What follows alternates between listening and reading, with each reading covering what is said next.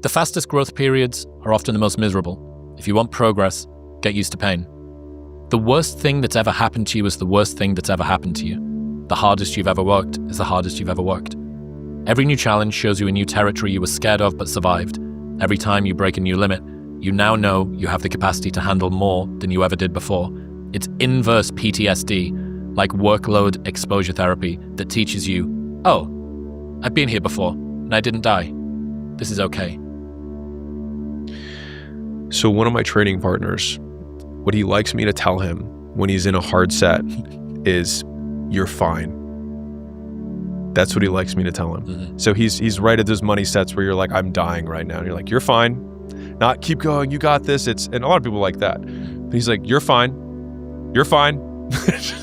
And I think that that's probably what he tells himself when he's going through those harder times. Because so when I was back in the fraternity days, I was in the SEC, which is, the South, and they were notorious for like heavy hazing. And so I was going to join as a pledge. And so I called my dad up and I was like, hey, I don't know what's going to happen, blah, blah, blah. And he said this to me, which actually was one of the strongest things that was my frame going into it because of what he said. He said, there is nothing that they can do to you that you have not already had worse happen. And it was this great they can't do anything worse than what I've already had happen.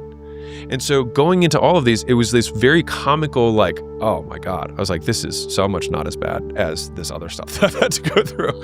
And I think that to your point of you have only worked as hard as you've ever worked, the frame of I can stand it because I am not dead.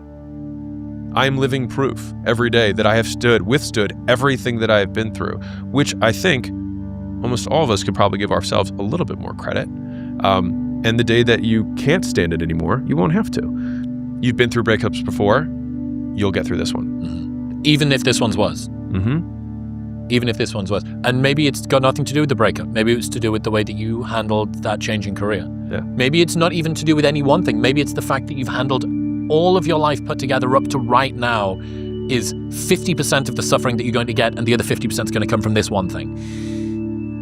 Or maybe it's this is 99% of the suffering is coming from this one thing, but in the 1% that you've had so far, that is the only evidence that you've got, I reckon that you still got this.